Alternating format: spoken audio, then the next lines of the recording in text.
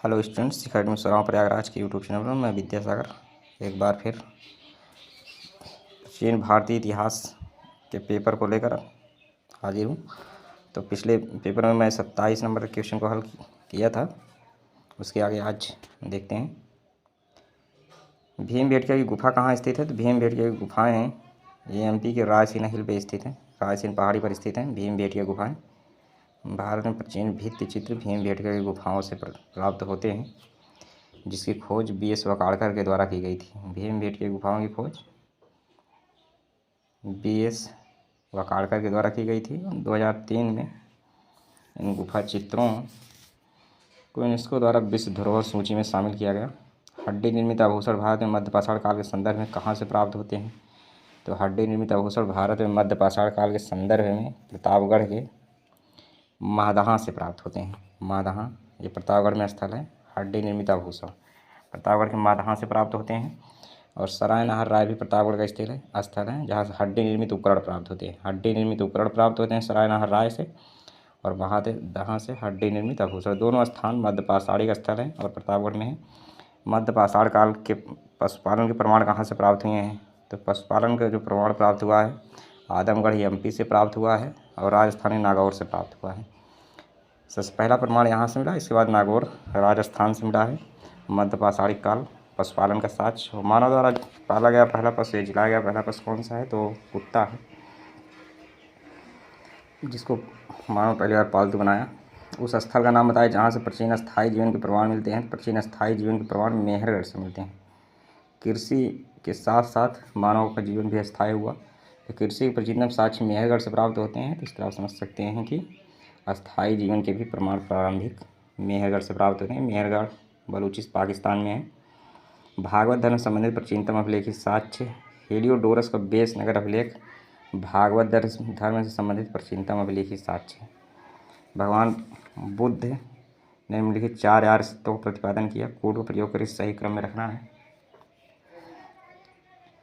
भगवान बुद्ध के द्वारा निम्नलिखित 4 आर्य सत्यों का सही क्रम पहला हो जाएगा दुख है, दूसरा दुख का कारण है, फिर दुख का निरोध है, फिर दुख निरोधगामी अर्थात दुख निरोध का मार्ग है। तो इस तरह से AD BC सही हो जाएगा पहला वाला।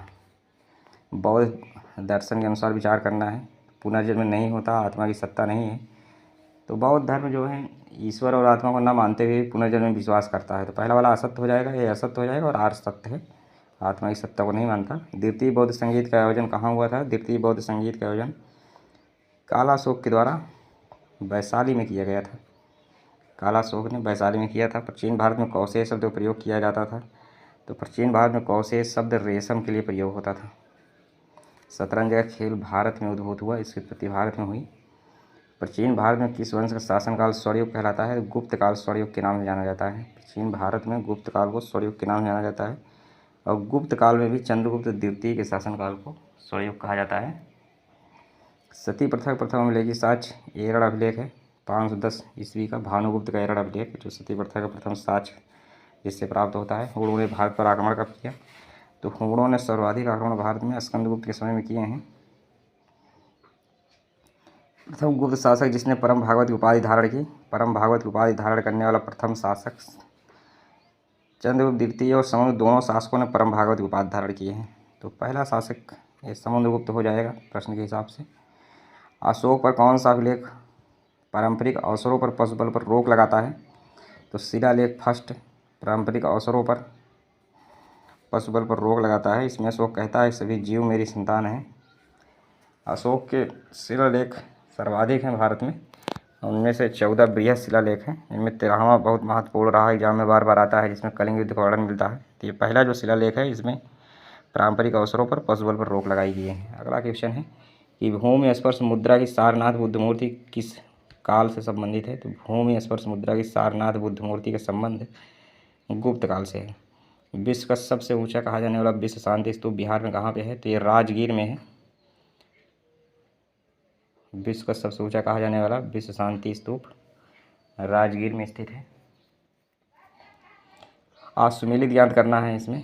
तो दीवान मुस्तखराज ये राजस्व वसूली हेतु बनाया गया विभाग था, सही है। दीवान रियासत का गठन अलाउद्दीन खिलजी ने वाणिज्य विभाग हेतु किया था, ये भी सही है। दीवान अमीर कोही मोहम्मद बिन तुगलक का कृषि विभाग था, तो यही असुमेलित है, यही सही हो जाएगा। दीवान इस्तिकाक फिरोज शाह तुगलक ने इसका गठन किया था, पेंशन विभाग था, ये भी सही है। प्राचीन भारत की निम्नलिखित पुस्तकों में से किस एक में शुंग राजवंश के पुत्र की प्रेम कहानी है? शुंग राजवंश की स्थापना पुष्यमित्र शुंग ने की थी और उसका पुत्र था अग्निमित्र। तो ये मालविका अग्निमित्र शुंग राजवंश के पुत्र की प्रेम कहानी है, जो कालिदास के द्वारा लिखी गई, मालविका अग्निमित्र। असुमेलित या अच्छा, इसमें सुमेलित करना है, एक तरफ वेद है, दूसरी तरफ उपवेद है। तो ऋग्वेद का उपवेद आयुर्वेद है, ऋग्वेद का उपवेद आयुर्वेद है, अथर्ववेद का उपवेद शिल्पवेद है, और सामवेद का उपवेद गंधर्ववेद है, यजुर्वेद का धनुर्वेद है। यही सही हो जाएगा। कौन से लक्षण सिंधुघाटी सभ्यता के लोगों को सही चित्रण करते हैं? तो सिंधुघाटी सभ्यता के लोगों को सही चित्रण कौन से लक्षण करते हैं? उनके विशाल महल और मंदिर थे, ये गलत है। मंदिर थे नहीं सिंधुघाटी सभ्यता में। देवी देवताओं की पूजा करते थे, ये बात सही है। घोड़ों में युद्ध द्वारा खींचे गए रथों का प्रयोग करते थे, ये भी गलत है। सिंधुघाटी सभ्यता से घोड़ों के अवशेष प्राप्त होते नहीं थे, यहीं दूसरा केवल सही है। एक तरफ वास्तुकार दिया है, दूसरी तरफ निर्माण दिया है, मैच करना है। चार्ल्स कोरिया ने भारत भवन के वास्तुकार थे, चार्ल्स कोरिया, भोपाल में है। जाप चारनाक ने कलकत्ता नगर बसाया। नेकचंद चंडीगढ़ नगर का वास्तुकार था। और अब्दुल हामिद लाहौरी ईसा खां, उस्ताद अहमद लाहौरी होना चाहिए, उस्ताद अहमद लाहौरी और ईसा खां ये ताजमहल के वास्तुकार थे। एक तरफ राजवंश दिया है, दूसरी तरफ राजधानी लिखी है। तो कुषाण वंश की राजधानी पुरुषपुर थी, पेशावर जिसे कहा जाता है। गुप्त साम्राज्य की राजधानी पाटलिपुत्र थी। होयसल वंश की राजधानी द्वार समुद्र थी, और नंद वंश की राजधानी पाटलिपुत्र थी।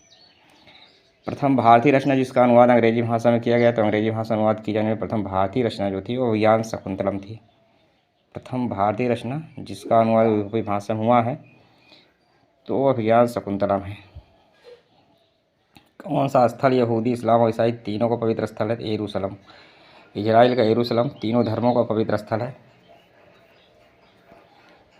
सिमुक वंश का महान शासक, सिमुक वंश की स्थापना सिमुक ने की थी। इसका महान शासक गौतमीपुत्र सातकर्णी था। असत्य कथन इसमें से छांटना है। सिंधु सभ्यता में आग से पकी मिट्टी को टेराकोटा कहते थे, बिल्कुल सही है। और विविध प्रकार के सिक्के पहली बार इल्तुतमिश ने चलवाए, ये भी सही है।